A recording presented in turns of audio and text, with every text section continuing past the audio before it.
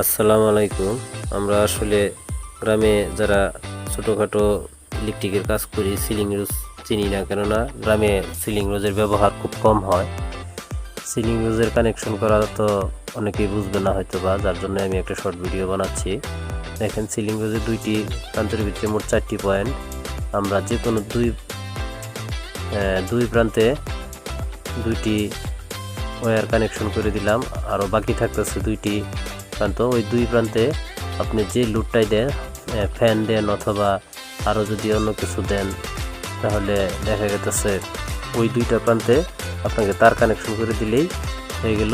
Ceiling রোজের উপরের যে ঢাকনাটা আছে, উপরের ঢাকনাটা উপর দিয়ে ছিদ্র থাকে, ওই ছিদ্রের ভিতর দিয়ে আপনাকে তারটা ঢুকাইতে হবে। ঢোকানোর পরে আপনার এখানে কানেকশন করতে হবে। কানেকশন করে লকটি লাগাই স্ক্রু ওয়ালে বা ছাদে